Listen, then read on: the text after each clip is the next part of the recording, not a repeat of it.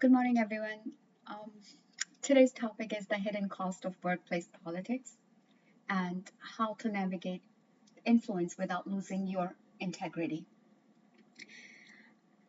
Think of you sitting in a professional environment. You're an employee that works very hard, and at times you feel that you are not seen.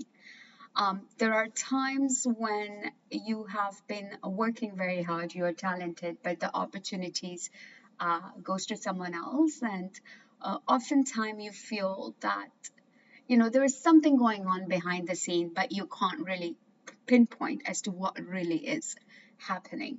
So let's begin looking at a story of two employees. I'm going to start telling you a story. You have two employees, employee A and B. Both are talented, both are hardworking, both have the skills. They are very competent in solving problem. They can handle quite difficult projects. They believe one has a belief system that if I work hard enough, people will notice. Employee B, as I said, similarly competent, but works with the approach that is slightly different. This individual is building relationships across departments, quite vocal about communicating their achievements, um, and they are very open about asking questions. They make sure that decision makers understand the value they bring. Now imagine a leadership positions become available. You get who gets promoted? Many people will assume employee A because very humble, have this understanding that my work speaks for itself.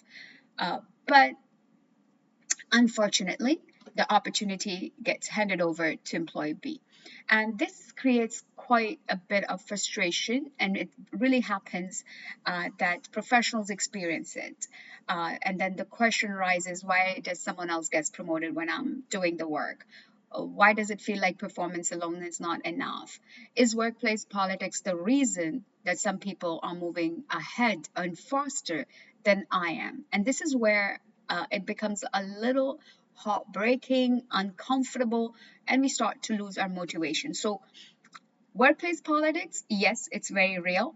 It is the problem, but it is not the problem how many people understand it. It's a really misunderstood problem. So, what it really means is that some people hear the word workplace politics and immediately think manipulation, favoritism, gossip near coffee machines, or playing games.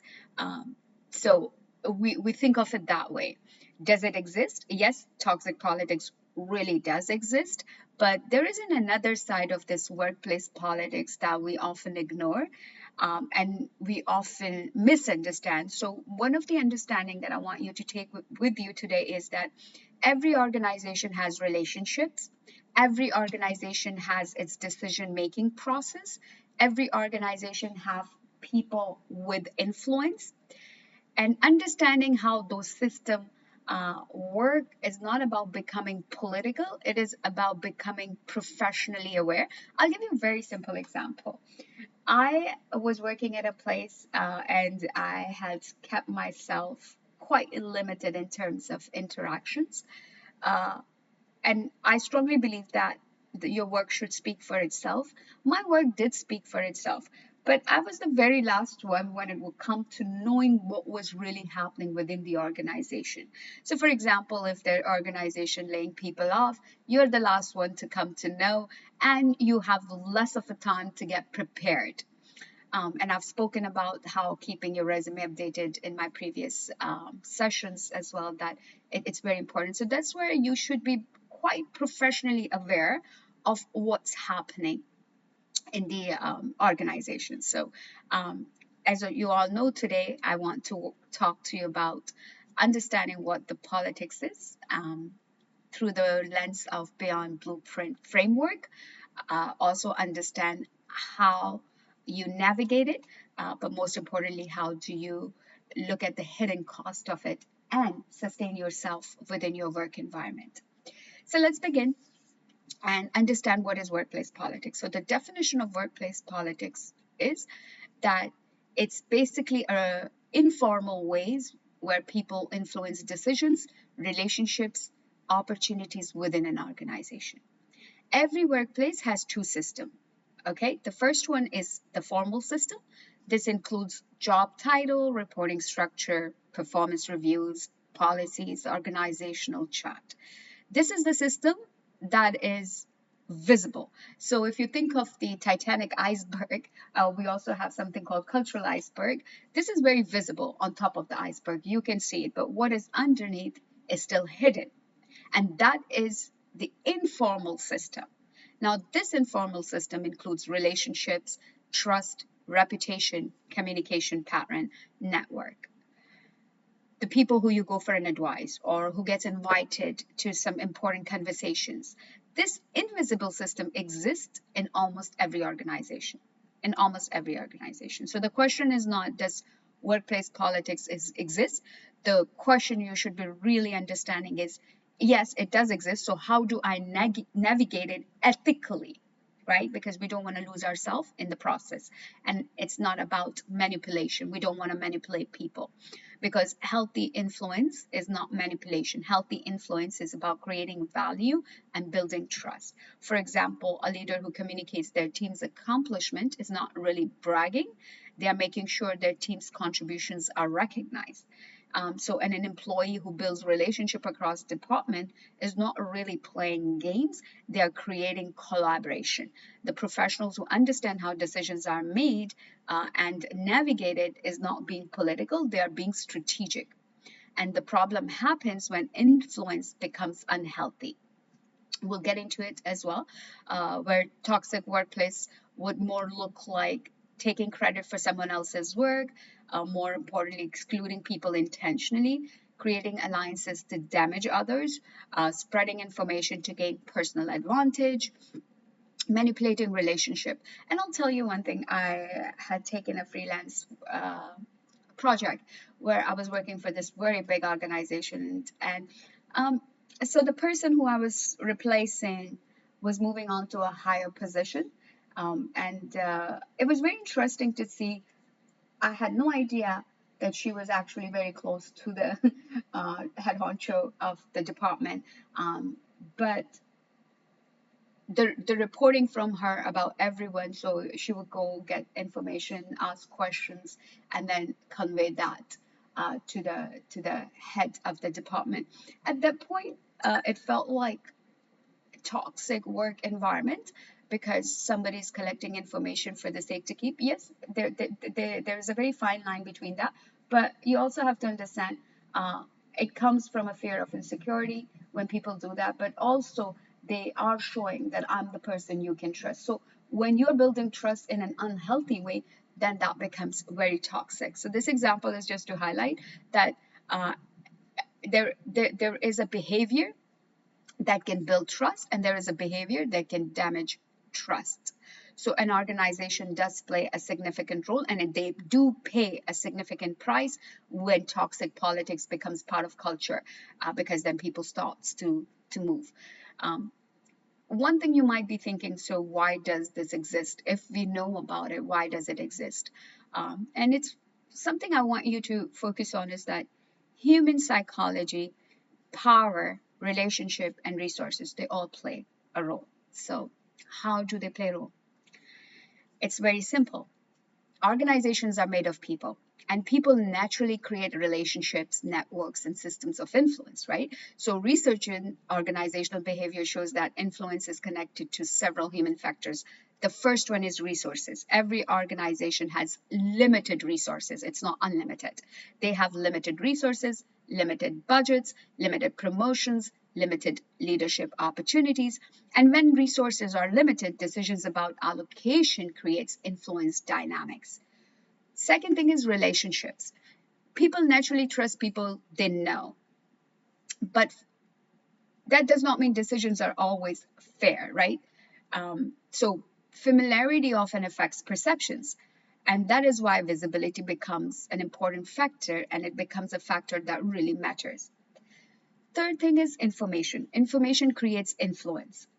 How the people who understand organizational priorities, challenges, and goals often have more ability to contribute strategically. There was very interesting research from Harvard Business Review was done, and it highlighted that the importance of informal network in career environments. Uh, they, they saw that people who build strong professional networks often have greater access to information and opportunities. So this creates this very important distinction, that is that networking is not the same as politics. Networking is about building mutually beneficial relationships. And politics become harmful when relationships are used at the expense of others. So a strong professional would ask, how can I create value? A political person will ask, how can I gain advantage regardless of impact? So the intention here really matters. So how do you know when influence is becoming toxic? So let's look at the dark side of this aspect, because workplace politics can absolutely become toxic at times. So one example would be, let's imagine you have a great idea. Instead of supporting it, a colleague deliberately withholds information, or someone else takes credit for another person's work, or an employee starts spreading rumor because they want another colleague removed from a project, or a manager consistently giving opportunities to people they personally like. That's very different. That's not healthy influence, the influence that we spoke earlier about. That's political behavior that damages trust. There was a research that found real consequences of such behavior. The research was published by meta-analysis in the Journal of Applied Psychology, and they examined the perception of organizational politics and found that employees' perception of political environments were related to the outcome, such as job satisfaction, organizational commitment, strain, and turnover intentions. In other words, where people believe the workplace is political in a negative way, it can affect how they feel about their work and whether they want to stay. And this makes sense. Imagine working somewhere you believe it doesn't matter how well you perform, or you eventually stop trying, you stop even volunteering, you stop sharing ideas, you stop protecting yourself. And that's exactly where workplace politics becomes expensive for companies, for employees, but mostly for the organization. And power is not always about your job title. That's another mistake that the professionals make. They think power comes from position. Sometimes it does, but not always. There are different forms of power inside organization you can have, like position power. You are the manager, you make the decision, but you can also have expert power where people trust your knowledge. You can have relationship power where people trust to seek you for advice. You can have information power. You know what's happening and understand the context. And you also can have something we call referent power, where people respect you because of your credibility and character. Think about a hospital. A hospital administrator may have formal authority, right?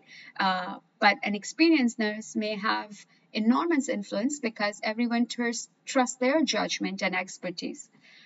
Think of your university. A department chair may have formal authority, but a respected professor may influence how colleagues think about a new initiative.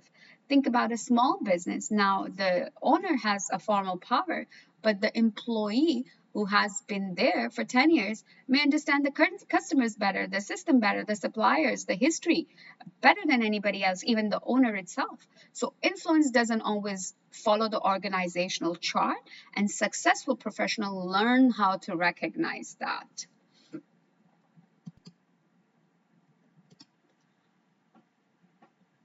One thing that also is very important is understanding that what is the hidden cost of workplace politics. For individual, it's is missed opportunities. The very first cost, a very heavy cost, is you having a missed opportunity. And many talented professional, they believe that my work speaks for itself. I have had that belief. So while performance matters, the research actually shows that performance must often be combined with visibility. If nobody knows your contribution, then your contribution doesn't influence any decision that's taking place. So this is especially important for professionals who are naturally quiet or introvert. Being introvert now does not mean you cannot build influence. It simply means you may need to have more intentional approach, that how you build and become a connector, or an individual that is seen. And please remember, this is not about being loud. You don't want to become a loudest person in the room. You just need to become a person whose ideas and contributions are recognized. The second cost for individuals is the career frustration. When professionals are repeatedly see less qualified people keep advancing, they become disengaged and they may stop contributing, they may leave organizations. So there was a research done by Gallup, which consistently shown that managers and workplace experiences were a significant impact, had a significant impact on how employees were engaging and then how organizations were retaining. And of course, the third biggest is the cost, that is reputation. So your reputation is not always what you do, it is mostly what people believe you do. And that's why your reputation is really important and it does matter. Popularity is like people like me, reputation is like people trust me. Okay, you don't want to be the popular one, you want to be the reputed one, the essence. Think of yourself as a luxury brand that has a value. So again, reputation is people trusting me. So popularity would be temporary, but your reputation will build over time, and it will really help you. And I'll give you an example of a Netflix case study just to emphasize this further. Netflix, when they something called farming for dissent, they publicly described a practice, and that's called farming for dissent. When they updated their cultural memo in 2024, it invited employees' input and received more than 1,500 comments, and many of which were incorporated into the final document. So think about the message behind that is that influence isn't always about convincing people to agree with you. Sometimes influence will be basically having enough credibility to say, I disagree. And having a culture where leadership can hear the disagreement is extremely important. So you should be able to speak up and say, I don't agree with this approach. But again, you are not saying it in contempt. You are saying it in sort of adding value as to why you're disagreeing, right? We're not trying to distort relationships. We are trying to build professional maturity. The other thing that I think very is important is understanding how can I build a framework for myself so that I can navigate it. Remember I said earlier that a part of this workshop is to get you navigate the influence without losing your integrity. So here is how you're going to work, and I want you to learn the acronyms of influence. Influence, INFLUENCE. I want you to write it on a piece of paper, and I'm going to start telling you, write it in a stacking manner. I stands for increase your visibility. Okay, so yes, your work matters. Make sure people understand its impact too. You must learn how to communicate the results. So speak up when you have something valuable to contribute, keep track of your accomplishment, and don't make guesses when you contribute, okay? Don't let people guess about you. That's very important. And that's nurture relationship. It stands for nurturing relationships. So build your relationships before you need them. Talk to people outside your immediate circle. Learn what they do. Help others. Share knowledge. Relationships should be built on trust, not on transaction. Now, F of your influence stands for focus on value. So stop measuring your contribution only by how busy you are. Ask, what problem did I solve? You're not taking just administrative tasks, you're really actually doing things that are quite important to bring value, right? So what improved because I was involved? What results did I create? So move from I worked hard to here is the impact that I had on the work. L stands for learn the culture. Every organization has unwritten rules. Learn them. Those are how decisions are made, who needs to be consulted, how does information move, what behaviors are rewarded, and most importantly, what does the organization actually rewards? Because what organization rewards tells you far more about their culture than what they put in an employee handbook. So get familiar with that. U stands for use emotional intelligence. I will be doing a whole series on it, how to use emotional intelligence. But here in the framework, I want you to be able to listen, observe, manage your reactions, choose your timing, and understand the different personalities. Okay, please remember, being right isn't enough. You also need to communicate in a way people can hear. E stands for earn trust. Trust is built slowly. It's not an overnight thing, not in any relationship, personal or professional. So keep your commitments, be consistent, give credit, and do not gossip. Don't promise things you cannot deliver. Your reputation is the accumulation of your behavior. So it's very, very important that you stay vigilant. N stands for navigating conflict. Don't avoid every difficult conversation, but don't turn every disagreement into a battle either. So, what you can do is learn to use facts, ask questions, and clarify, then propose a solution. So, for example, instead of you're trying to undermine me, maybe try saying, I noticed this happened. Can we talk about what happened and how can we handle it differently going forward? Same issue, just very different outcome when you say it that way. C stands for create opportunities for others. There is where influence will become leadership. If you have information, share it. If you have someone deserve credit, give it. If you know someone has potential, encourage them. If you can make it an introduction, make it.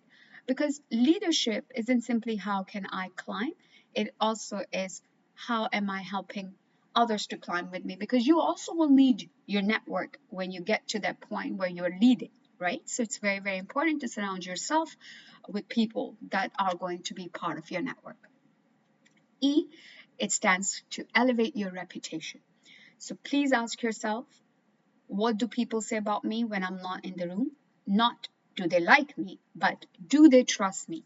Do they trust my judgment? Do they trust my work? Do they trust my character? Because as I said earlier, popularity gets attention, your reputation creates opportunities for you. And always, always do the 3-question politics check that I encourage my clients to do as well. And here's one tool you can use starting today. When something happens at work that makes you frustrated, stop before reacting and ask 3 questions. Question number 1, what do I actually know? Not what I assume. Not what someone told me. What do I know? Question number 2, who needs to know? Does my manager needs to know? Does the person involved need to know? Does anyone else need to be involved? And then question number 3, what outcome do I want? Am I trying to get a recognition, clarification, a boundary, a solution, a better relationship? Because if you don't know the outcome you're trying to create, you can spend enormous energy fighting a battle that doesn't actually move your career forward.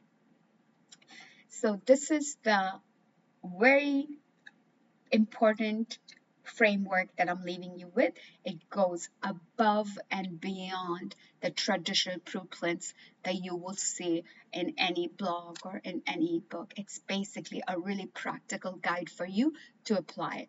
I hope this helps you. Keep me posted and updated. And if you need any clarity on this topic, further information, or you just want to connect to get some guidance, I'm always available and I look forward to connecting with you. Thank you.